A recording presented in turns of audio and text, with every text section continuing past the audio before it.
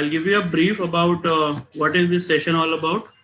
तो इस सेशन में हम लोग मेरा नाम रोहन है. I am the founder of the institute and पिछले 11 सालों से मैं गेट के बच्चों को पढ़ाता हूँ. I been guiding students for GATE and other competitive examinations.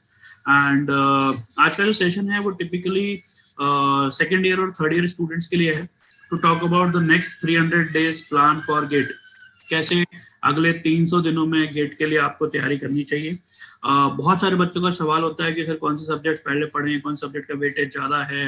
You know lot of questions are there in your mind. ठीक है, सो मैं और सर मिलके आज आपको सर अपना इंट्रोडक्शन भी देंगे आपको थोड़ा सा कि सर ने अभी तक क्या क्या किया हुआ है और किस तरीके से किया हुआ है.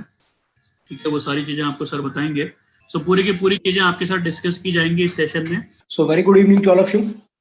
So as Rohan sir told, we are here to discuss about the strategy, and this is mainly for the civil branch, which we are going to discuss. So as you can see on the screen, there is written 300 days plan for GATE preparation. So basically हम लोग यहाँ पे देखने वाले हैं हमारी preparation strategy क्या होने वाली है next 2022 के लिए, ठीक है, और किस तरीके के लिए हम लोग उसको move करने वाले हैं. So first of all, I'll start with my introduction. So my name is Rishabh Raj, and I'm a faculty of civil engineering. And I have been teaching about the GATE from since past so many years. Okay, आपके कई सारे seniors होंगे, उन लोगों ने batches हमसे ली होंगी, हमसे पढ़े होंगे. सो वो सब स्टफ के बारे में ज्यादा डिस्कस करने का नहीं है. जो इम्पोर्टेंट हमारे लिए है, why we all are here, what we are concerned with, that is about our exam. Okay, so as you can see, graduate aptitude test in engineering, that is GATE in short, we have to see. सो आपके screen पे एक 300 दिख रहा होगा. आप में से कई सारे लोगों ने मूवीज देखी होंगी, 300 मूवीज. सो बेसिकली ये लोगो उसी 300 मूवीज का है. And we are also going to start in a battle field. So ये जस्ट लाइक एक बैटल फील्ड है जहाँ पे आप लोगों को परफॉर्म करना है for your upcoming exam. So start करते हैं इससे. हमारा स्ट्रैटेजी क्या होगा, इन सब चीजों को किस तरीके से मूव करेंगे, हमारा प्लान क्या होना चाहिए. देखिए बात ये है, everyone know how to do hard work, everyone know how to do hard work. Okay, but it is not only about the hard work. As we know, it is an aptitude based exam. Basically there are two types of exam. एक attitude based होता है, दूसरा aptitude based होता है. ये आपके IQ level को test कर रहा होता है. तो aptitude based exam में आपको स्मार्ट स्टडी की जरूरत है, ना कि हार्ड स्टडी की जरूरत है. आप बहुत ही कम से कम टाइम पे, बहुत इफेक्टिव आवर्स में भी आप बहुत अच्छे रिजल्ट दे सकते हो. आपके बहुत सारे सीनियर प्रीवियस बैचेस में लोगों ने दिए हैं, they have got rank in top 100. और ये जो पूरी एनालिसिस है, ये जितने भी मैं यहाँ पे आपको टाइम अलॉटमेंट बता रहा हूँ, वो थॉरो R&D के बाद, और ये R&D में आपके एवरेज स्टूडेंट्स भी हैं, टॉपर्स भी. सो फाइनली हम लोगों ने डिजाइन किया है सब कुछ. चलिए तो स्टार्ट करते हैं. सो बेसिकली जो हम लोग सबसे first today's spread what we are going to discuss in that particular PPT. So initially हम लोग ब्रॉड प्लान देखेंगे, हमारा ब्रॉड प्लान कैसा होना चाहिए. Then will go with the subject wise weightage और इंपॉर्टेंट टॉपिक्स क्या होने चाहिए. फर्दर हम देखेंगे किस तरीके से आपको स्टार्ट करनी है. Then if there is any requirement of reference book. Further there are so many doubt from your side, just like Rohan sir ने अभी बताया आपको कि आप लोग अपने डाउट्स पूछ सकते हो हमारे चैट बॉक्स में, and would love to answer those question. Finally master advice जो हमारी तरफ से होंगे, फैकल्टीज की तरफ से होंगी, रोहन सर आपको देंगे. ठीक है, चलिए तो स्टार्ट करते हैं. सो बेसिकली ब्रॉड प्लान की अगर मैं बात करूं, सो ब्रॉड प्लान हम लोगों ने क्या किया ना, initial 3 months, then 2 months, then month wise, ऐसा हम लोगों ने डिजाइन करके रखा है. ठीक है, तो अगर स्ट्रैटेजी आपको यहाँ पे दी गई है, कुछ भी कोई प्लान बनाया गया है आपके लिए, then you have to stick to that plan. It is not like that if and but कि सर ऐसा कर लेते हैं तो बेटर रहेगा, हमने वहां ऐसा देखा या हमारे किसी सीनियर ने ऐसा बोला. आपको चूज करना है आप किसकी बात सुनने वाले हो. ठीक है, you have to believe someone. That is the first thing, you have to believe someone. It is not like that you have to believe us only. Whomever you want to believe, but you have to believe at least one person for next 1 year. Then only you are going to succeed that. क्योंकि क्या होता है ना, जब आप 4-5 लोगों की बात सुनोगे और सबका थोड़ा थोड़ा पार्ट लोगे ना, तो फिर खिचड़ी बन जाती है दिमाग में. ठीक है, और एट द एंड आप फ्रस्ट्रेट होना स्टार्ट करते हो. ठीक है, तो वो सारी चीजें नहीं होनी चाहिए. So will start with our broad plan. As you can see, for the first 3 months, means it's Jan, so we are going to start our preparation right now. So for Jan, Feb and March, these 3 months, we have allotted subject like engineering mechanics, strength of materials, structure analysis, RCC, DSS, that is steel structure, and FT. Okay, so now how we are going to approach that I will say you in detail, but पहले मैं एक बार देख लेता हूँ, आपको subjects बता दूं, एक intro हो जाए कि ये subjects कौन से हैं, कैसे हैं, क्या है doubts. Okay, चलिए अप्रैल में जून में अगर हम लोग मूव करते हैं, then we have another set of subject that is geotech, and after that environmental, FM, water and surveying. Now For July and August, we have transportation maths plus pending subjects, if any. In bracket, I mentioned if any. So that means it is not compulsory to keep pending subject. If due to any reason you have any pending subjects, means Jan to June के बीच में आपका कोई एक subject, for example आपने सोम नहीं पढ़ा, ठीक है, आपने सोम नहीं पढ़ा है, तो सोम का कुछ टॉपिक मिसिंग रह गया, तो आप क्या कर सकते हो, उस टॉपिक को जुलाई अगस्त में ट्रांसपोर्टेशन मैथ्स के साथ आप उसको एंड करोगे, ठीक है. But you have to try to do the things कि कोई पेंडिंग सब्जेक्ट ना रहे. There shouldn't be any pending subject. It is not about like that कि आप आज एक दिन आराम कर लेता हूँ. It's good. हर किसी को ऐसा लगता है आज एक दिन पार्टी अटेंड कर ले रहा हूँ, आज रिलेटिव्स के पास चला जा रहा हूँ, फ्रेंड्स के साथ थोड़ी मस्ती कर लूँ. वो सारी चीजें सही है, बट एक दिन से कोई नुकसान नहीं होने वाला. वी आर नॉट सेइंग कि एक दिन में बहुत बड़ा नुकसान हो जाएगा अगर आप 300 डेज के लिए प्लान कर रहे हो तो. बट प्रॉब्लम क्या आती है ना, वो एक दिन की जो हैबिट लग जाती है ना, फिर आप यूज टू हो जाते हो, फिर नेक्स्ट वीक में भी एक दिन, फिर नेक्स्ट वीक में, ऐसे करते करते एट द एंड पता चलेगा 40-50 डेज एंड कर गए आपके, और ये 40-50 डेज में आप 4 to 5 सब्जेक्ट्स कवर कर सकते. So that's why we have to stick to the things. Okay, so there shouldn't be any pending subject, but if there is any, we try to finish it in July and August. Now, coming to the activity, करना क्या है, subject कैसे and करते हैं हम लोग. पहले सबसे फर्स्ट स्टेप, आपके जो लेक्चर्स हो रहे हैं, आप जो लेक्चर्स अटेंड करते हो, उसमें आपको थ्योरेटिकल नोट्स बताए जाते हैं, कॉन्सेप्ट दिए जाते हैं. So that is the first part, theory. Now once we are accustomed with the theory, what we are going to do, that we are going to apply the concept of those theories. आपको उसका application सीखना है. सिर्फ theory, सिर्फ फॉर्मूले जानने से, आप में से कई सारे बच्चे ये क्वेरी करते हो, sir there are many formulas, we are remembering all the formulas, हमें सारे फॉर्मूलाज याद हैं, बट सर क्वेश्चन सॉल्व नहीं हो पा रहा है. क्यों नहीं हो पा रहा? आपने कॉन्सेप्ट सीखा, आपने थ्योरी सीखी, बट आपने अप्लाई नहीं किया. So next part is we have to go for the application, and that's why it is written PYQ, that is previous year questions. So पहले जब आपने थ्योरी पढ़ ली, अब इसके बाद उन टॉपिक्स से रिलेटेड, फॉर एग्जांपल आपने स्ट्रेंथ ऑफ मटेरियल्स पढ़ा, स्ट्रेंथ ऑफ मटेरियल्स में आपने टेम्परेचर स्ट्रेसेस पढ़े. नाउ टेम्परेचर स्ट्रेसेस से रिलेटेड जितने भी प्रीवियस ईयर के क्वेश्चन है वो हम लोग सॉल्व करेंगे. Now after that what we are going to do, notes. What is this note means? Note, आप जो क्लास कर रहे हो, लेक्चर अटेंड कर रहे हो, जो आपको फैकल्टीज ने बताया, आपने नोट डाउन किया. Now from that particular notes you have to make certain short type of notes, your own hand written notes. You don't have to go for the Xerox and those all blah blah things. You have to be hand written notes. आपके पास hand written notes होने चाहिए. Hand written notes के ऊपर इतना focus हम लोग क्यों करते हैं, इतना मैं कंप्रेस क्यों कर रहा हूँ बार बार? लॉजिक उसके पीछे ये है, जब आप किसी भी चीज को लिख रहे होते हो खुद से, बहुत सारी चीजें वाइल राइटिंग आपके दिमाग में फिट होती है, एंड लेटर ऑन जब आप उसको रिवाइज कर रहे हो, लेटर ऑन जब आप उसे किसी दूसरी जगह पे लिखने वाले एग्जाम में अपियर हो रहे हो, वो चीजें, ये ह्यूमन साइकोलॉजी है, वो चीजें आपको रिकॉल होनी स्टार्ट होती है, एज कंपेयर टू कि आप किसी भी चीज को सिर्फ बुक से पढ़ रहे हो या जेरोक्स से पढ़ रहे हो. That is notes. Now solve practice book. Practice book जैसे आपके पास IC गेट की प्रैक्टिस बुक होंगी या XYZ कोई भी प्रैक्टिस बुक है, ओके, उस प्रैक्टिस बुक को आप सॉल्व करो. उसमें बहुत सारे क्वेश्चंस ऐसे होंगे, वो प्रीवियस ईयर के क्वेश्चन नहीं है. Apart from previous year question, वो प्रैक्टिस क्वेश्चंस जो दिए गए हैं आपको, जो कि मोस्ट प्रोबेबल टाइप के क्वेश्चंस होते हैं, जो प्रीवियस ईयर को एनालाइज करके क्वेश्चन फ्रेम किए गए हैं फैकल्टीज से, उन्हें आपको सॉल्व करना है. Eight the and CTQ. What is this CTQ? That is concept through questions. जब आपने थ्योरी पढ़ ली, जब आपने PYQ कर लिया, नोट्स बना लिए, प्रैक्टिस बुक सॉल्व कर ली, now you have to go to the advance level, and there comes CTQ.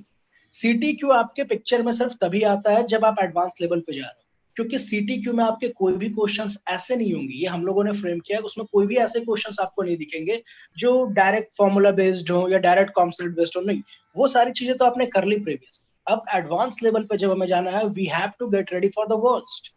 क्योंकि गेट एग्जाम में ऐसे तो आप मान के नहीं चलोगे ना कि इस टॉपिक से सिर्फ ये क्वेश्चंस पूछेंगे, वो कुछ भी पूछ सकते हैं. They might go for some other tricks.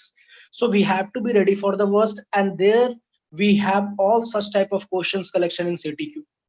फिर आप उस सब्जेक्ट का CTQ भी प्रिपेयर करो. ओके, चलिए, बट ये डिस्क्लेमर है, CTQ प्रिपेयर करने से पहले प्रीवियस जितनी बातें लिखी गई हैं वो आप मस्ट है कि कर लो, उसके बाद ही CTQ पे जाना. अदरवाइज आपको क्या होगा ना, CTQ लगेगा कि सर ये चीजें मतलब ऐसी दे रखी हैं, इतने की जरूरत नहीं है. मैंने आपको क्या बोला, वो एडवांस लेवल है, ठीक है. वैसे क्वेश्चंस आपको हर एक साल में 2 या 3 पूछे जाते हैं, पूरे ब्रांच की मैं बात कर रहा हूँ. सो वो 2 to 3 क्वेश्चंस यूं तो देखने में बहुत सिंपल लगते हैं कि यार 2-3 क्वेश्चन छूट भी जाए तो क्या फर्क पड़ता है, but as regarding competition 0.5 0.75 marks पे गेट पे आपके बहुत सारे रैंक आगे पीछे हो जाते हैं, you might not get any good college. Okay, चलिए, सो ये ओवरऑल ब्रॉड प्लान है। सितंबर, अक्टूबर, नवंबर, दिसंबर, जनवरी, इसमें आपको कोई भी सब्जेक्ट मेंशन नहीं है। दैट मींस वहां पे एक्टिविटी हमारे पास क्या है, self revision 1। That means first time आप ये सारे सब्जेक्ट को जितने आपने प्रीवियसली पढ़ रखे हैं उसको रिवाइज करोगे, वापस से प्रैक्टिस क्वेश्चंस पे जाओगे या फिर सीटीक्यू पे जाओगे, and at the same time ये सितंबर अक्टूबर तक आपका एंड हो गया। आप में से किसी ने अगर सितंबर में से एंड कर लिया तो आप अक्टूबर से टेस्ट सीरीज पे आ जाओ। अगर किसी ने October, latest by October you have to finish this all things. November December again you have to start revision multiples time. यहाँ सेल्फ रिवीजन 1 या 2 लिखा है, दैट डजंट मीन कि सिर्फ 2 बार ही करनी है। अगर आप 3 या 4 बार कर सकते हो, very well, but at least you have to do these things. Then we have to go with the mock test. We have to give number of subject tests. There are topic wise tests, there are combined subject tests, then there are full length tests. We have to give all those in November, December, January. So this is the broader plan. Now coming to the next slide, first we'll see what should be the flow of a study. That flow of a study, as I told previously, आपके पास notes हैं, theories जो आपने पढ़ी, notes बनाए, gate question आपके पास 10 years topic wise solve होने चाहिए। अभी ये गेट पास 10 इयर्स आप लोग कैसे सॉल्व करते हो, पहले आपने उठाया, आपको फॉर एग्जांपल 2022 में अपियर होना है, आप क्या करोगे, सर मैं 10 नहीं, मैं तो 20 साल के क्वेश्चन सॉल्व कर लूंगा। ठीक है, कर लो। 20 साल के क्वेश्चन आप कैसे सॉल्व कर रहे हो, आपने स्टार्ट किया 2000 से, 2000, 2001, 2002, that is not the correct way. आपको रिवर्स क्रोनोलॉजिकल ऑर्डर में जाना है। अगर आप 2022 में दे रहे हो, that means you have to first solve the question of 21, देन 20, 19, 18, 17 लाइक दिस। क्योंकि आप 2000 या 1997 का क्वेश्चन सॉल्व कर रहे हो, वो पैटर्न अब नहीं रहा, वो स्टैंडर्ड नहीं रहा, स्टैंडर्ड इंक्रीज हुआ है या डिक्रीज हुआ है किसी को टॉपिक को लेके, वो आप तभी एनालाइज कर पाओगे ना जब आप लास्ट 5 साल के देखोगे क्वेश्चन। तो रिवर्स क्रोनोलॉजिकल ऑर्डर में आप क्वेश्चन सॉल्व करना स्टार्ट करो, दिस इज मस्ट। ये बहुत सारे लोग मिस्टेक करते हो, फिर जब 2016-17 तक आते हो ना, तब तक आप टायर्ड हो चुके होते हो मेंटली, फिजिकली, और फिर उन क्वेश्चंस पे आप फोकस नहीं कर पाते जो कि एक्चुअल में आपको करने थे। ठीक है, चलिए नेक्स्ट, टॉपिक वाइज टेस्ट। आपके हमारे एस्पिरेशन प्लेटफॉर्म पे कई सारे टॉपिक वाइज टेस्ट गिवन है, an number of test are there. On those all test have not been prepared randomly, कि कोई भी टेस्ट कहीं पे डाल दिया गया हो, किसी तरीके से गया हो। वो सारे questions after thorough analysis prepared किए गए हैं। सो आप जब उसको दोगे, definitely will have a feel कि आप गेट के एग्जाम में अपीयर हो। Next, after topic wise test, now we are going to the subject test. पहले टॉपिक में एक सब्जेक्ट के 3-4 टॉपिक है, उसके टेस्ट दे लो, फिर सब्जेक्ट पे आ जाओ। Okay, after that extra practice questions और रिवीजन ऑफ सब्जेक्ट। अगर आपके पास एडिशनल क्वेश्चंस और भी आपको सॉल्व करने, you can refer to the concern faculty, you can contact them. ठीक है, and further you can keep on revising the subject, keep on revising the subject. अच्छा, मैंने यहाँ पे आपको एक बात बोली कि you can refer to the faculty, so you do not think that we are going to exaggerating the situation. हम लोग इसे बढ़ा चढ़ा के ऐसा बोल रहे हैं, ऐसी बात नहीं है। आप लोग जैसे सर्विस सेक्टर में आते हो, सर्विस सेक्टर में एक टर्म आता है, आपने कोई चीज खरीदी, कोई भी चीज परचेज किया, वो बाइक हो, कार हो, या फिर आपके होम अप्लायंसेस हो, आपने एक टर्म सुना होगा, after sale service. Okay, so after sale service किसकी अच्छी होती है, आप बोलते हो वो प्रोडक्ट लो। उसका मतलब क्या होता है, आपने कोई भी चीज खरीद ली तो फिर उसके बाद की उसकी सर्विस जो है, जब भी रिक्वायरमेंट पड़ी, वो रिक्वायरमेंट जिसने बेटर किया, आप बोलते हो उसकी प्रोडक्ट लो। सो सेम पैटर्न पे हम लोग फॉलो करते हैं यहाँ पे। We are not going to sell anything, okay, it is education sector, we are just going to provide you something, okay, for your exam. So यहाँ पे हमारा वो, आप ऐसा कॉन्सेप्ट समझो कि हम लोग आफ्टर सेल सर्विस वाले कॉन्सेप्ट पे चलते हैं। ऐसा नहीं एक बार लेक्चर हो गया, आपने हमारे वीडियोस देख लिए, फिर आप कौन मैं कौन, ऐसी बात नहीं होती है। We have contact with our students जो 5 साल पहले हमसे पढ़ के गए, और वो आज भी हमारी हेल्प ले रहे होते किसी न किसी चीज को लेके। ये आपको सबसे यूनिक फीचर यहाँ देखने को मिलेगा। ठीक है, जो लोग कर रहे हैं उन्हें मालूम है, आप लोग आओगे, आप लोग भी इस चीज को, आप याद रखो इस बात को कि सर ने ये बोला था, and definitely we are promising you that you will get this things. Okay, चलिए moving to our next slide. This is self study plan. ये एक एग्जांपल है। फॉर एग्जांपल, कोई एक सब्जेक्ट है, जियोटेक हो, सोम हो, एनवायरमेंटल हो, कोई भी हो, उसके लिए अगर आपने 65 आवर्स अलॉट कर रखे हैं, उस 65 आवर्स का डिस्ट्रीब्यूशन कैसे होना चाहिए। सो उस 65 आवर्स में फॉर एग्जांपल आप परसेंटेज वाइज निकाल लोगे। अगर कोई सब्जेक्ट 40 आवर्स का है तो उसके लिए नोट्स एंड प्रिपरेशन के लिए कितने दोगे। तो नोट्स और गेट क्वेश्चंस के लिए for example out of 65 48 hours there means biggest chunk जो है वो नोट्स और गेट क्वेश्चन पे जाना चाहिए। Then again coming to our platform, we have topic test, after that subject test, finally अब 5 to 6 आवर फॉर 65 आवर्स के लिए 5 to 6 आवर मैं रख रहा हूँ, means 10 to 12% of the time. तो उसके अकॉर्डिंगली 10% टाइम आप अलॉट करो उस पूरे सब्जेक्ट का रिवीजन के लिए। Finally revision is must. आपने एक बार जियोटेक जनवरी में पढ़ा, वापस से आप चाहो कि दिसंबर में जब मैं मॉक टेस्ट दे रहा हूँ और जियोटेक में खोलूं, आई बेट यू आपसे क्वेश्चन 50% भी सॉल्व नहीं होंगे। रीजन, आप उसको छोड़ चुके हो। You have to be in a continuous practice. Okay, तो रिवीजन मस्ट है और सारे सब्जेक्ट के लिए। एक सब्जेक्ट एंड किया आपने, दूसरा सब्जेक्ट को स्टार्ट करो, पढ़ो, इन बिटवीन आप थोड़ा टाइम अलॉट करो प्रीवियस सब्जेक्ट के रिवीजन। इस पैटर्न पे चलते जाओगे तो फिर चीजें अच्छी रहेंगी। अदरवाइज लास्ट में जब आप रिवाइज करने बैठोगे ना, आपने सोच रखा लास्ट के 30 डेज एनफ है रिवीजन के लिए, उस वक्त आपको लगेगा कि काफी सारी चीजें एक्यूमुलेट हो गई हैं, how it is possible to complete this all revision in 30 days. फिर वहां से आप टॉपिक स्किप करना स्टार्ट कर दो। No, we have not to do such kind of things. That's why for every subject, if you are going to plan the study of that particular subject, you have to keep at least 10% of the time for revision. Okay, so that is self study planner.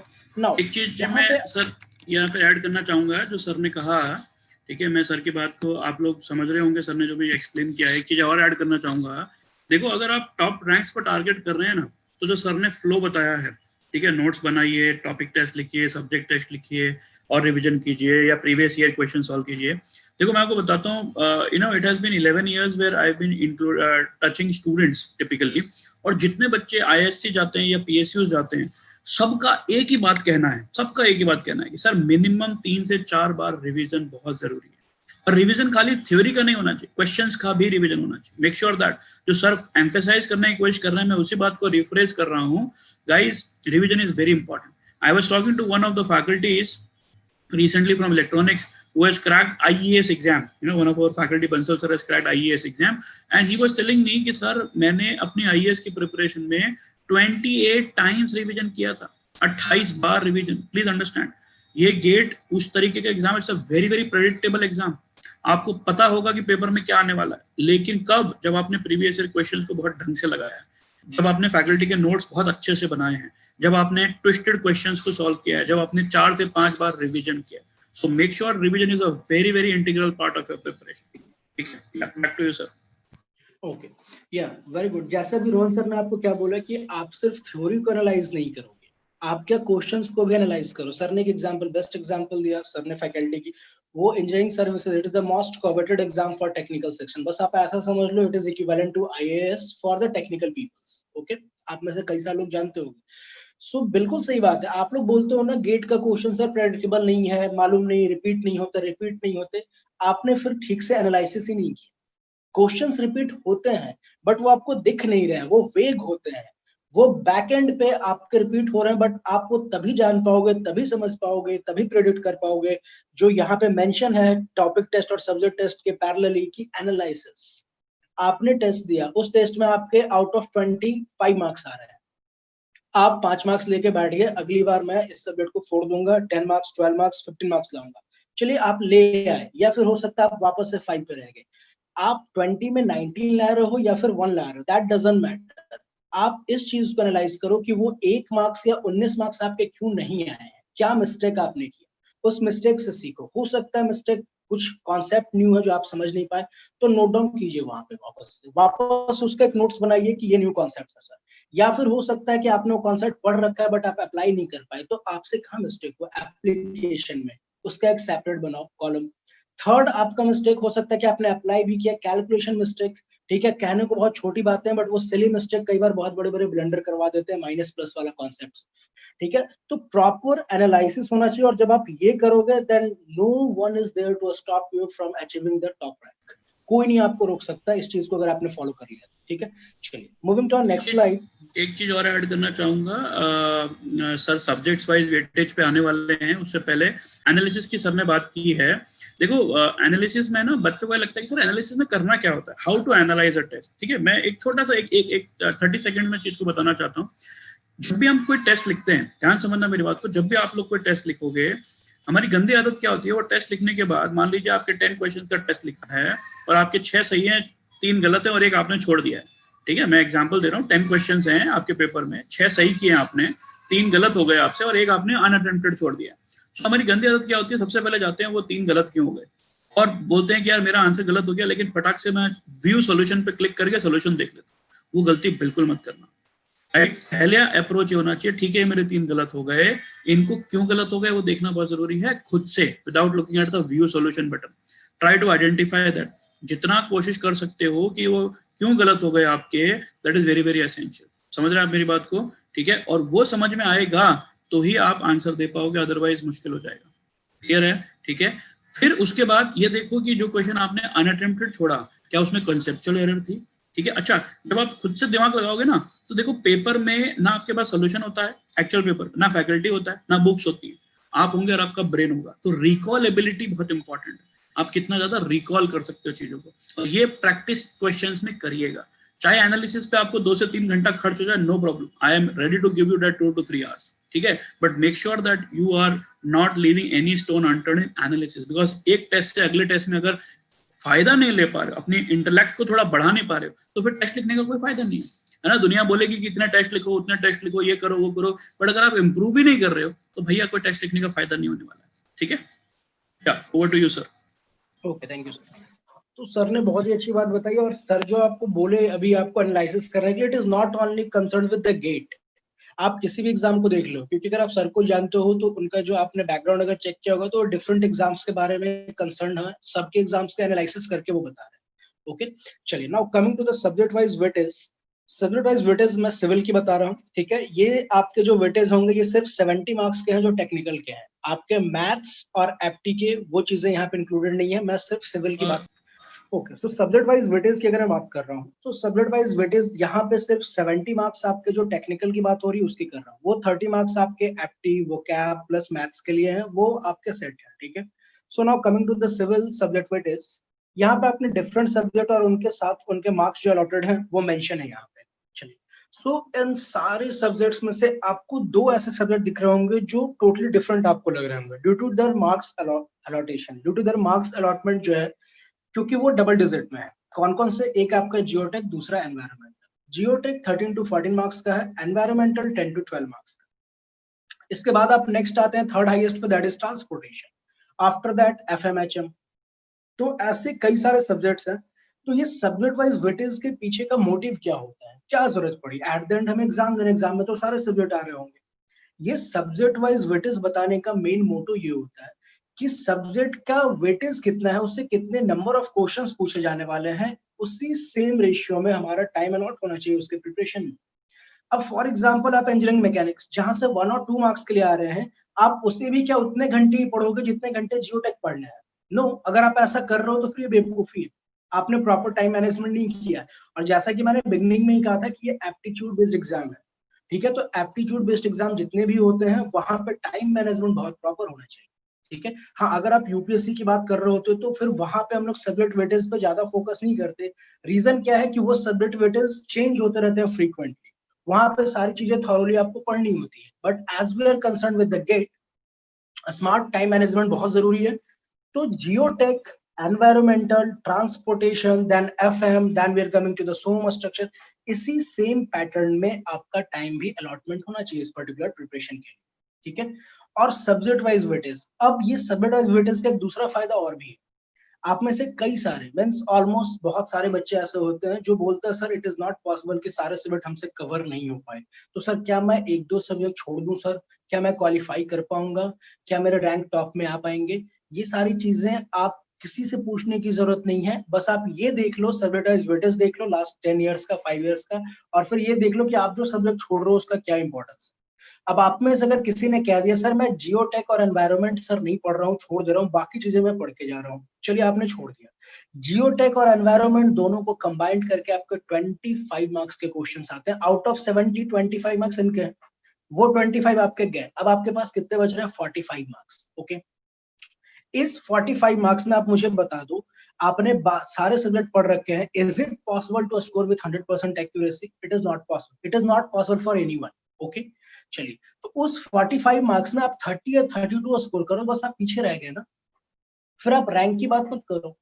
हाँ, अगर आपने engineering mechanics छोड़ दी, sir 1-2 marks का था, CMM छोड़ दिया 2-3 marks का था, okay, I am not promoting you कि लीव वो सब्जेक्ट छोड़ने हैं आपको, मैं आपको ये बता रहा हूँ कि आप में से जो लोग डाउट पूछते हो कि सर ये क्यों छोड़ दिया मैंने, तो एटलीस्ट ये तो देख लो किस सब्जेक्ट को छोड़ रहा हूँ, ठीक है। So we have to focus on the weightage and we have to start our preparation, we have to focus our preparation in the same manner. एक एग्जांपल मैं आपको दे रहा हूँ स्टडी आवर्स प्लान की। जैसे मैं बात कर रहा था कि आपके वेटेज के अकॉर्डिंगली स्टडी आवर्स अलॉट होने चाहिए। सो एक सैंपल स्टडी आवर प्लान है जियोटेक के लिए।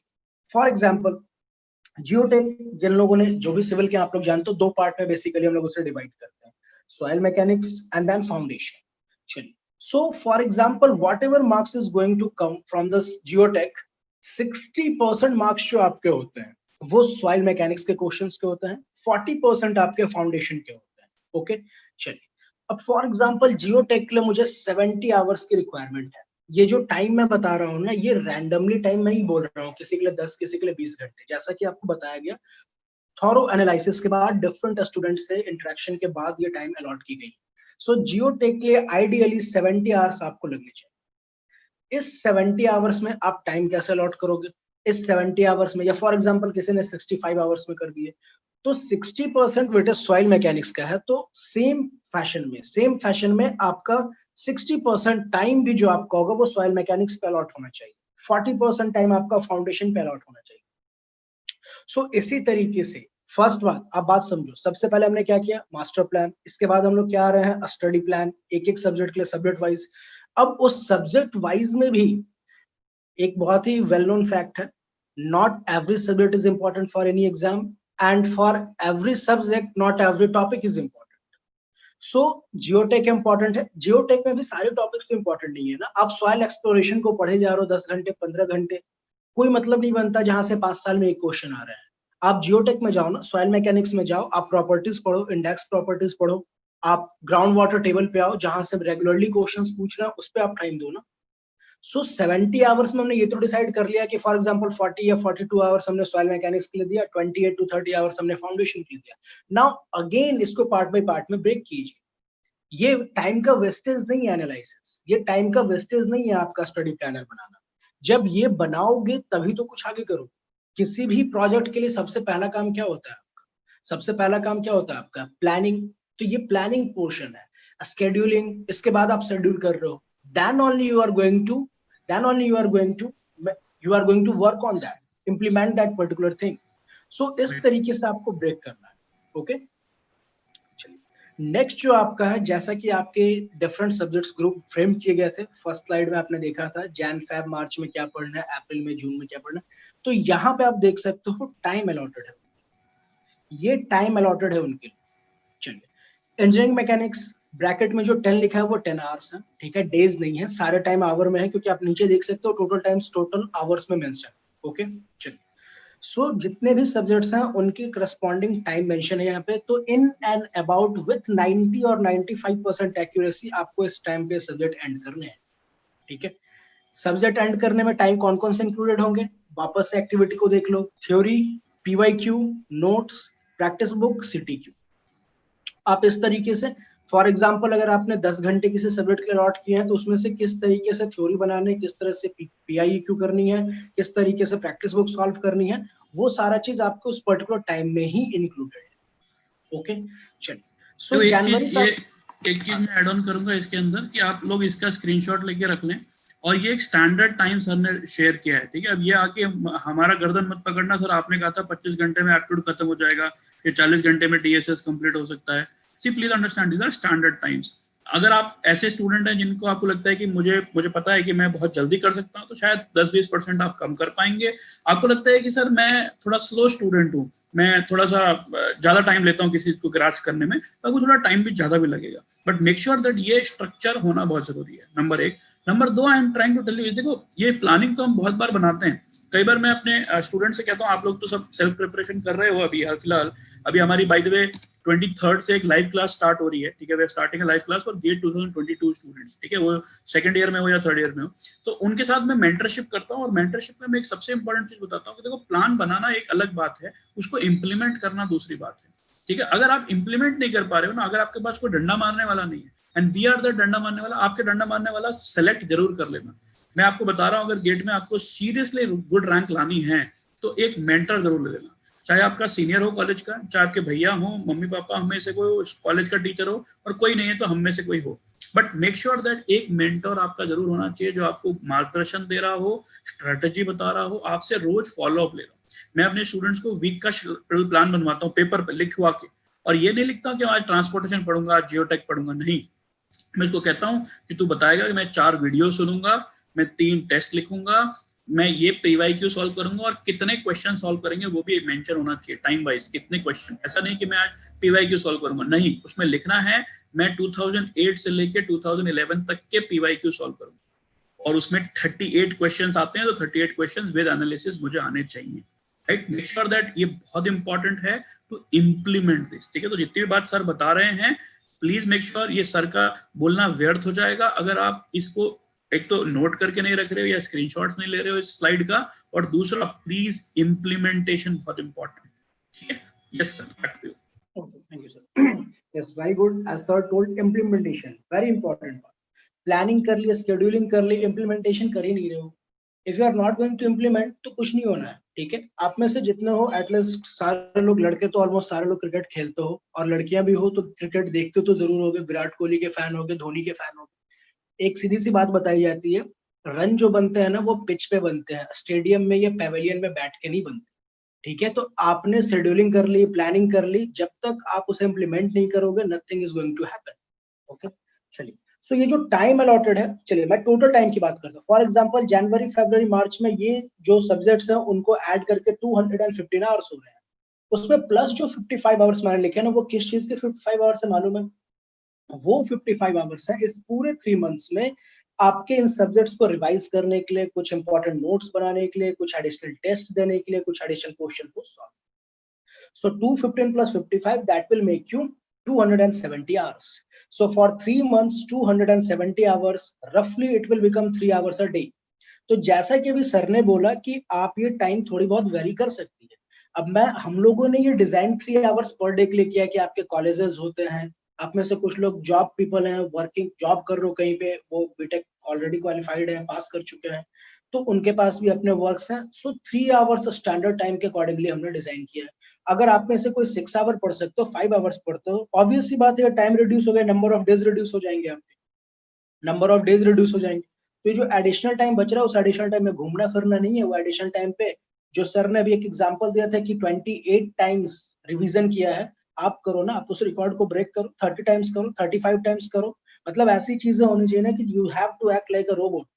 आपको कोई टॉपिक मैं बोलूं और उस टॉपिक के बारे में आप बोलना स्टार्ट कर दो, ऐसा होना चाहिए, कॉन्सेप्ट, थ्योरीज, एवरीथिंग। सो अगर आप उतने घंटे पढ़ सकते हो, और ये 6 घंटे या 8 घंटे बस गिनती के घंटे नहीं होने चाहिए, काउंटिंग के नहीं होने चाहिए, इफेक्टिव आवर्स होने चाहिए। अगर मैं 3 आवर्स पढ़ रहा हूं तो वो 3 आवर्स इफेक्टिवली मेरा ब्रेन, मेरा फिजिकल प्रेजेंस, मेरा मेंटल प्रेजेंस, मेरा emotional presence, everything should be there on that particular topic. Okay, so इसका स्क्रीनशॉट सर ने कहा आपको, इसका स्क्रीनशॉट आप ले लो और इसको मोर और लेस फॉलो करो 80-90% एक्यूरेसी के साथ, definitely it is going to give you result.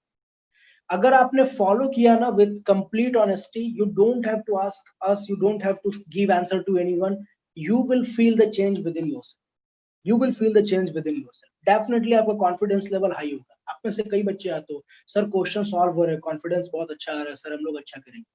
अच्छा लगता है हमें भी सुन के। We don't want anything from you. कल आप जा रहे हो, कॉलेजेस में जा रहे हो, एडमिशन ले रहे हो, we don't want anything from you. Only a good feedback कि सर आपने हमारा हेल्प किया, आपने गाइडलाइन दिया, and we got something. That makes us happy. Okay.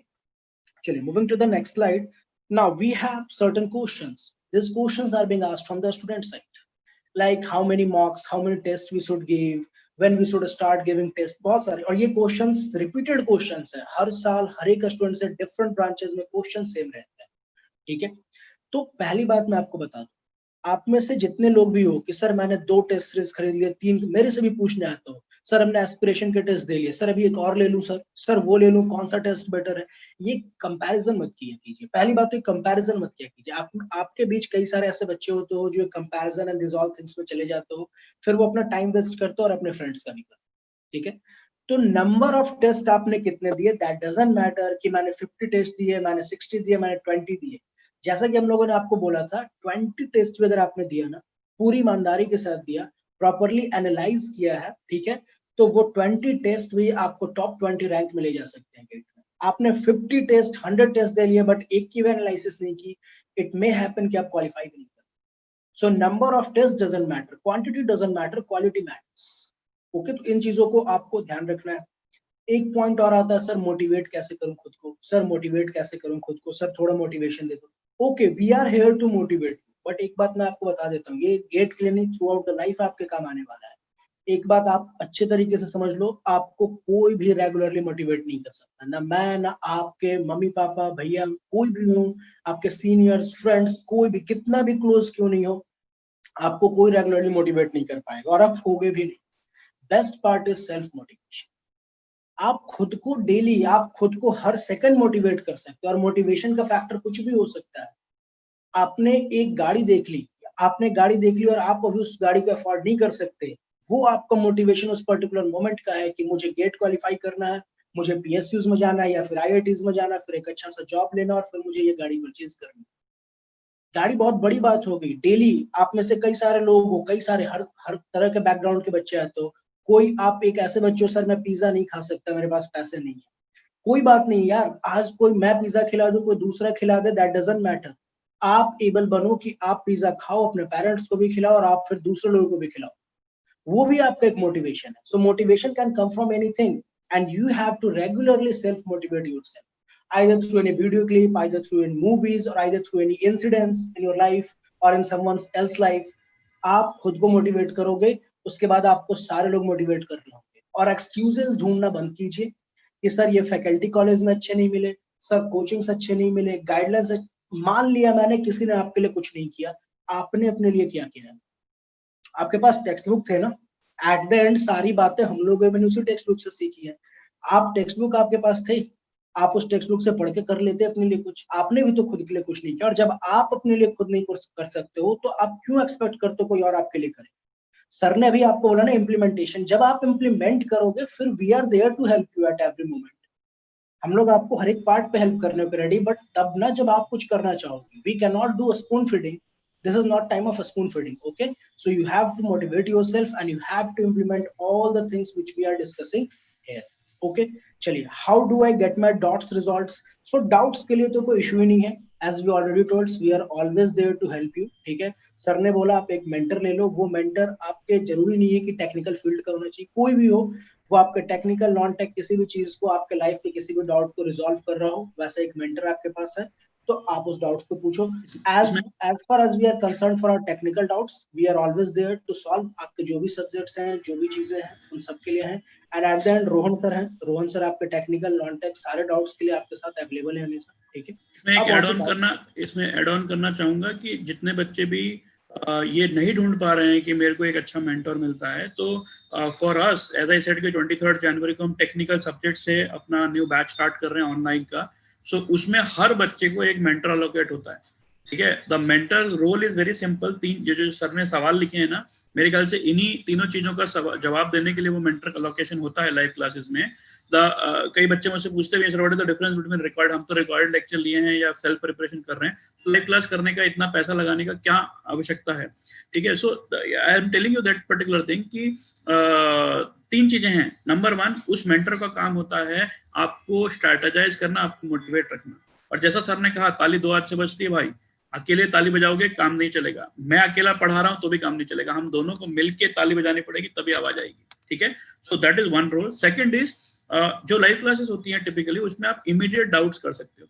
अगर आप बेसिक रिकॉर्डेड लेक्चर ले चुके हो तो शायद उसमें डाउट्स नहीं कर पाओगे, and that is the biggest trouble कि हम बुक पढ़ रहे हैं या हम वीडियो सुन रहे हैं, तो वो एक बेसिक हाइजीन है, लेकिन उसके ऊपर अगर मुझे 70s और 80s का स्कोर लाना है, मुझे अच्छे पीएसयू में जाना है, मुझे अच्छे आईआईटी में जाना है, तो इमीडिएट डाउट सॉल्व करना बहुत जरूरी है। कई बार वो डाउट इतने पेंडिंग हो जाते हैं कि वो सब्जेक्ट से हमारा इंटरेस्ट चला जाता है। ऐसा गलती मत करना, बहुत सारे डाउट आए उसको इमीडिएटली, इसलिए हमने लाइव क्लास में इस बार स्पेसिफिकली हर 2 हफ्ते के बाद एक स्पेशल डाउट सेशन का क्लास होगा, 2 घंटे का 3 घंटे का, जिसमें अपने डाउट्स भेजेंगे और वो फैकल्टी वही डाउट्स क्लियर करेंगे जो आपने पूछे हुए हैं। ठीक है, so make sure that you have some mechanism जहां से वो आप वो कर सकते हैं। ठीक है ना? Coming to your silly mistake part, sir, I think you can take up. Okay, sure. So these all the students question, और जैसा कि सर ने भी बोला, आपको भी 23rd, अगर आपको लग रहा है 23rd से मोस्ट वेलकम हो, आप लोग आओ हमारे लाइव प्लेटफॉर्म पे, चेक करो। definitely will given all the answers of your related doubts. Next part is reference book. As far as my knowledge, मेरी ओपिनियन जो है, मेरी जो एक्सपीरियंस है, मैं ये कहता हूँ for GATE, specially for GATE, आपको रेफरेंस बुक की जरूरत नहीं पड़ेगी, क्योंकि इतने टाइम्स नहीं हमें स्पेंड करने हैं. अगर आपके पास एक प्रॉपर मेंटर है, एक प्रॉपर प्लेटफॉर्म है, ठीक है, in form of any coachings और एनीथिंग, जहां से आपको रेगुलरली लेक्चर्स मिल रहे हैं, नोट्स मिल रहे हैं, that is more than enough. अगर वो प्रोवाइडेड लेक्चर्स और नोट्स का आपने 80% भी कवर कर लिया, you are going to get top rank. आप टॉप रैंकर्स में हो जाओ. बट स्टिल अगर आप में से कुछ लोग जैसे कि ज्यादा एफिशिएंट हो, ज्यादा टाइम अलॉट कर सकते हो अपने पढ़ाई के लिए, और अगर आपको कुछ क्वेश्चन सॉल्व करने हैं additional, in addition to that, जो कि लेक्चर में हम लोग करवा देते हैं, बट स्टिल आपको कुछ चाहिए होगा, तो यहाँ डिफरेंट सब्जेक्ट्स हैं. डिफरेंट सब्जेक्ट्स की कुछ स्टैंडर्ड बुक्स हैं, एक सब्जेक्ट के नंबर ऑफ बुक्स होते हैं, ठीक है. मैंने यहाँ पे कोई भी फॉरेन राइटर, फॉरेन ऑथर का बुक नहीं रिकमेंड किया है, क्योंकि मैंने उन बुक्स को सिर्फ रिकमेंड किया है जो आपके लिए समझने में आसान होगा, ठीक है. इजी लैंग्वेज है, ब्रेकअप लैंग्वेज में है वो सारी चीजें, ठीक है, और वहां पे question simple to advance level है. सो इन बुक्स को आप रेफर कर सकते हो. But again I am saying, don't directly jump to this books. पहले आप नोट्स वगैरह सब देख लो, इन एडिशन अगर जरूरत पड़ती है तो फिर बुक्स. ओके, सो बहुत सारी बातें बता दी गई हैं आपको. Okay, so finally it is the part on your side कि आपको रेडी होना है. You have to prepare yourself. First task is you have to get mentally prepared. एक बार आपने मेंटल प्रिपरेशन कर ली, अगर आप अपने और खुद को ऐसा स्ट्रांग बनाओ, मतलब आप खुद के लिए, अपने सेल्फ रेस्पेक्ट के लिए ये सोचो कि आज आपने कुछ प्लान किया और फिर कल अपनी बात पे अगर टिके नहीं रह रहे हो तो फिर आप क्या हो. किसी भी इंसान की पहचान तभी बनती है जब आप अपने बात को, आपने जो बोला उसे आपने फॉलो किया. अदरवाइज फिर आपको कोई भी सीरियसली नहीं लेगा. जब आप अपने आप को सीरियसली नहीं ले रहे हो तो फिर दूसरा क्यों लेगा आपको seriously. So you have to get mentally ready. Once you are mentally ready, once you are emotionally ready, फिर बाकी ये जो फिजिकल रिसोर्सेज है ना, ये सारे बहुत इजीली अवेलेबल और वो हो जाए. और वो सर ने बोला ना, जो दो हाथ से ताली बजती है वो याद रखिएगा, एक हाथ से ताली नहीं बजती, ठीक है. अगर आप में से किसी के माइंड में ये आ रहा होगा कि सर हम लोगों ने तो असेंबली में देखे पॉलिटिशियन एक हाथ से बजा देते हैं, तो वो दूसरा हाथ किसी का नहीं होता, बट वो डेस्क सपोर्ट होता है, ठीक है. तो अगर आपको सिर्फ उस सपोर्ट से ताली बजानी है, सो वो सपोर्ट टेक्स्ट बुक है, आप टेक्स्ट बुक से पढ़ लो. If you can manage on your own by the text book, then go with that. We are happy to be a part of that, कि हम लोग आपको वो बता रहे हो, आप वो कर रहे हो, then okay, no need for अस.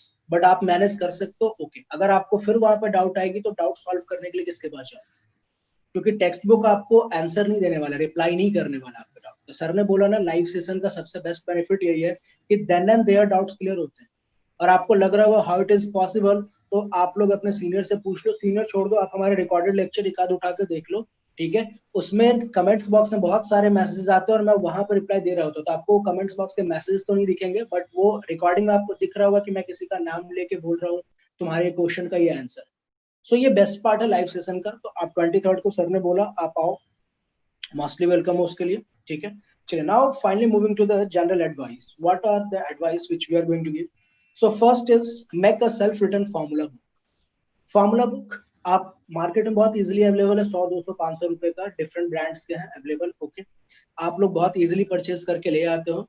2-4 दिन वो बुक में चमक रहती है, फिर वो किसी कोने में धूल में पड़ी हुई मिलती है. वो फॉर्मूला बुक में आपने क्या एफर्ट लगाया, आपका एफर्ट तो जीरो है ना वहां पे. आपका एफर्ट जीरो है. आप खुद से लिखो ना, हर एक टॉपिक का खुद से बनाओ ना एक फॉर्मूला बुक. और फिर वो फॉर्मूला बुक आप देखो, आपकी जो एफिशिएंसी होगी, आपकी जो एफिकेसी होगी, मल्टीपल टाइम्स इंक्रीज कर चुकी हुई as compare to already handmade formula book जो आपने मार्केट से परचेज की. सो फॉर्मूला बुक, कुछ इंपॉर्टेंट नोट्स, वो सारी चीजें आप खुद से बनाओ, सेल्फ हैंड रिटन नोट्स.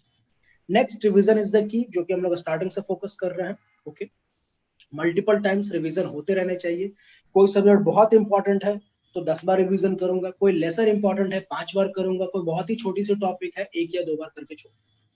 सो वो वेटेज वाला कॉन्सेप्ट है, हमेशा माइंड में रखिएगा रिवीजन के टाइम. ना टाइम आपको लगाने कहाँ पे रिवीजन में. रिवीजन का मतलब ये नहीं होता वापस से आपने चैप्टर 1 का फर्स्ट पेज खोला फिर से पढ़ने लग गए, नहीं. वो चीजें 1-2 बार कर लो ना. इसके बाद जो आपका टाइम होना चाहिए वो क्वेश्चन सॉल्व करने में होने चाहिए. कुछ इंपॉर्टेंट कॉन्सेप्ट है, उस कॉन्सेप्ट को बार बार समझने के लिए होने चाहिए, ठीक है. और रिवीजन अगर नोट्स की भी आप कर रहे हो ना, तो एक बार जब स्टार्टिंग में 1-2 बार आपने शुरू से आखिरी तक पढ़ ली ना, जब तीसरी बार उठा रहे हो ना, तो आपके लिए वो सारी टॉपिक्स नोन है. तो अब आप क्या करो ना, बैक टू फोर्थ मूव करो, लास्ट के जो टॉपिक्स हैं पहले उसे देखो, फिर फर्स्ट के टॉपिक को देखो, क्योंकि हर बार जब फर्स्ट से लास्ट में आते हो ना तो सेम कॉन्सेप्ट होता है, सारे ह्यूमंस पे लागू होती है ये बात, अप्लाई होती है। आप फर्स्ट से मूव करो, लास्ट पे आते आते आते आते कहीं ना कहीं एक फैटिगनेस आती है, ह्यूमन टेंडेंसी है। तो उस फैटिगनेस में आपके लास्ट के कई इंपॉर्टेंट टॉपिक आप उतने प्रॉपरली कवर नहीं कर पाते जो आपने स्टार्टिंग के कर रखी थी। फर्स्ट और सेकंड चैप्टर हर बुक का हर किसी को बहुत अच्छे से आता है, हर एक बच्चे, बट जब मिडिल में जाओ या लास्ट में जाओ ना, वो बोलते हैं यार वैसे ही देख ली। तो वैसे ही नहीं देखना, क्योंकि हो सकता है आपके एग्जाम में वो वैसे ही देखे वाले टॉपिक से कई सारे क्वेश्चन आ जाए। तो revision back to forth, forth to back, दोनों मूवमेंट में होनी चाहिए। ओके देखो हम इंजीनियर्स की ना गंदी आदत क्या होती है पता है, जब तक हमारा पैनिक बटन नहीं दबता है ना तब तक हम काम नहीं करते। याद करो, हम आपको अपनी काबिलियत को कभी टेस्ट करना हो ना तो कभी देख लेना एग्जाम से एक रात पहले कितनी ताकत आ जाती है भाई, है ना।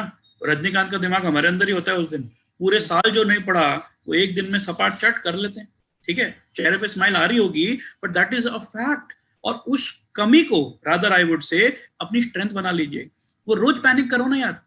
बाय द वे आपको मैं बता देता हूं अभी, ठीक है, आपका गेट का एग्जाम अगस्त में होने वाला है। गेट 2021 का एग्जाम जो होगा, सॉरी जो आपका 22 का एग्जाम फरवरी में होता है ना, आपके लिए वो एग्जाम 15 अगस्त को होने वाला है। सर क्या मजाक कर रहे हो, हमने पता है, हमें पता है हर साल गेट का एग्जाम फरवरी में होता है, गेट 2022 में आएगा। नहीं, मैं आपको बता रहा हूं आज से, अभी से लिख लो कि 15 अगस्त को हम गेटफ्लिक्स अक्रॉस इंडिया एक मॉक टेस्ट करवाएंगे। हर साल करवाते हैं और इस साल हम कोशिश कर रहे हैं कि 1 लाख स्टूडेंट्स उस एग्जाम को लिखेंगे across all the branches, right. That is our vision and that is our target. और वो आपको कंपटीशन देगा। मैं अभी से बता देता हूँ, आप अभी से सेट कर लीजिए अपना टारगेट कि 15 अगस्त को हमारा एक ऑल इंडिया का मॉक आएगा और अक्रॉस इंडिया 1 लाख से ज्यादा बच्चे उस पेपर को लिखेंगे। आप सोच लीजिए कितना कंपटीशन होगा आपका। दैट मीन्स आपका फर्स्ट राउंड ऑफ प्रिपरेशन 15 अगस्त से पहले हो जाना चाहिए। और आपने सर का प्लान भी देखा होगा, तो सर ने अगस्त में एक बार सिलेबस खत्म कर लिया। सर मैं तो रिवीजन नहीं किया, पूरा प्रैक्टिस नहीं किया, तो फिर अगस्त में पेपर देने का फायदा क्या है? यार देखो, अगस्त में पेपर देने का सबसे बड़ा फायदा ये है, एक तो 3 घंटा बैठने का कैपेसिटी डेवलप होता है। दूसरी चीज, आपने अगर कोई गलतियां हैं, कुछ कमियां हैं, तो भाई वो इंप्रूव करने का टाइम तो चाहिए ना। दिसंबर में जाके मॉक लिखोगे, पहला मॉक तब लिखोगे तो मालूम ही नहीं कि कब इंप्रूवमेंट कर पाओगे। इसलिए हम 15 अगस्त को, मैं अभी से बता दे रहा हूँ, आपका मॉक आएगा। तो मैंने वो पैनिक बटन दबा दिया आपका, और इसीलिए मैं आपसे वो एग्जांपल दे रहा था, ये पैनिक बटन दबाइएगा। In fact we will have mini mocks for all our live class students. We are doing mini mocks. Mini mocks का मतलब होता है पहले 4 सब्जेक्ट पढ़ लिए, जैसे स्ट्रेंथ ऑफ मटेरियल पढ़ लिया, जियोटेक पढ़ लिया, एनवायरमेंटल पढ़ लिया। बड़े बड़े सब्जेक्ट्स पहले पढ़ेंगे अपन, ठीक है, ताकि उसका वेटेज कॉन्फिडेंसली आपको मिल जाए। ये 3 सब्जेक्ट 4 सब्जेक्ट पढ़ लिया आपने, उसका एक टेस्ट होगा, 2 घंटे का, 1 घंटे का हो सकता है, लेकिन ये 4 सब्जेक्ट का एक टेस्ट होगा। क्योंकि टेस्ट लेना बहुत इंपॉर्टेंट, और टेस्ट कोई थर्ड पार्टी लेगी तभी ज्यादा फायदा होगा। जैसे 4 सब्जेक्ट पढ़ लिए, फिर आप अपना 5वां 6ठा सब्जेक्ट पढ़ने जाओगे, फिर इन 6 सब्जेक्ट का टेस्ट होगा। These are called as mini mocks. तो ये मिनी मॉक्स भी आपके जून के महीने में और जुलाई के महीने में होते रहेंगे। सो मेक श्योर दैट इस तरीके से अपने आप को मोटिवेटेड रखिएगा, चार्ज अप रखिएगा, वेरी इंपॉर्टेंट। सो वेरी गुड, सर ने बोल दिया 15 अगस्त, तो दम से वो लिख लो कहीं पे अपने कमरे में, बड़ा सा एक पोस्टर लगा लो। 15 अगस्त वो डेडलाइन है आपका, जब आपको एग्जाम में अपीयर होना है, और काफी सीरियस एफर्ट के साथ होना है, क्योंकि सर ने बोला मोर देन 1 लाख।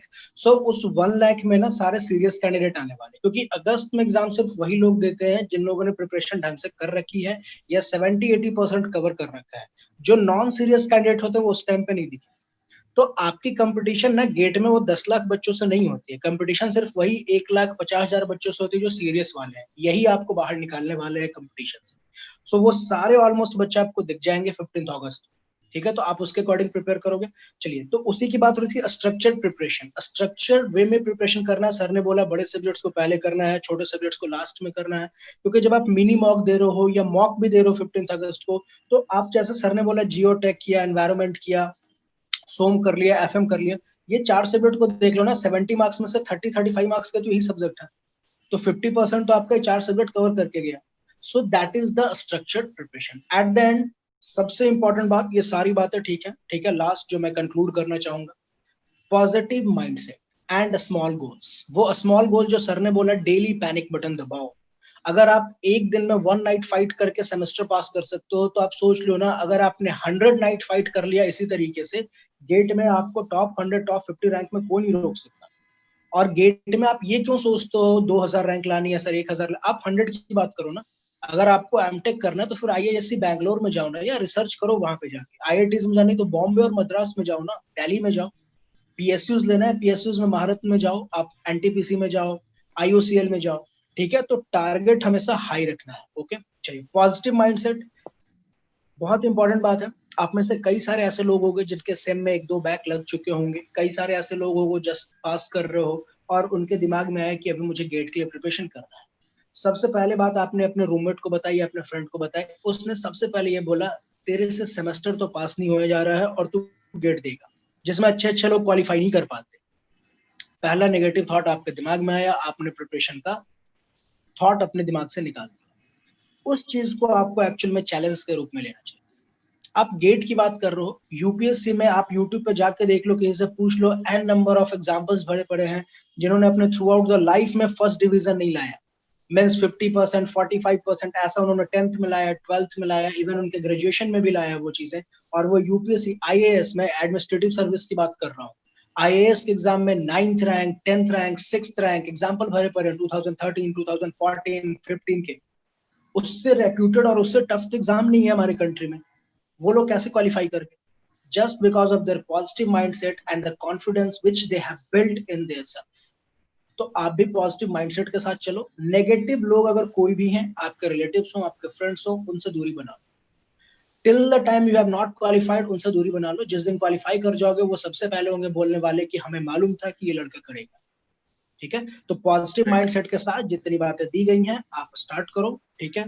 फर्दर कोई भी डाउट्स हो, हम लोग अवेलेबल है, हमारे प्लेटफॉर्म अवेलेबल है, आप लोग कभी भी कांटेक्ट कर सकते हो रिगार्डिंग एनी डाउट्स, टेक्निकल और non tech. And at the end Rohan sir तो हैं। So finally I would like to ask Rohan sir to conclude this particular session. Sir ने अपना कॉन्टेक्ट डिटेल्स ऑलरेडी शेयर कर दिया है।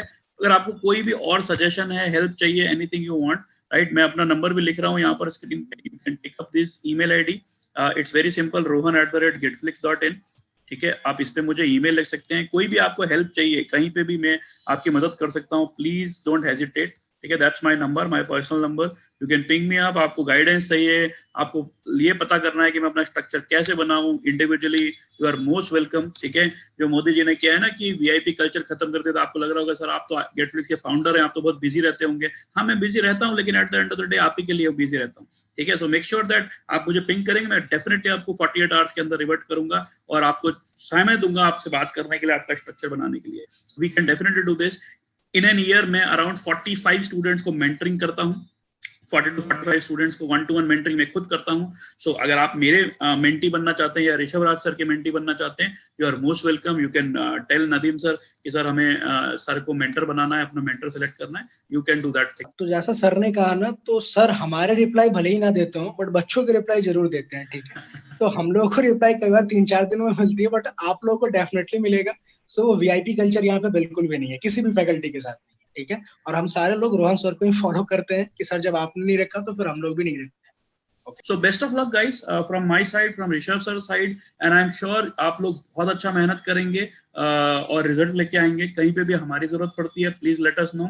आई think we are trying our level best कि जितना भी अफोर्डेबिलिटी हम कर सकते हैं एजुकेशन को, वो हमारा मकसद है कि to make education affordable for you और रीचेबल टू यू, ठीक है। और इतने अच्छे फैकल्टीज आप तक लेने की कोशिश कर रहे हैं at a very very affordable price, and that is my vision और our company's vision to enrich that. और 15 अगस्त मैंने आपको डेट दे दिया है, जहां हमारा विजन कहता है कि 1 lakh students will probably take up that exam.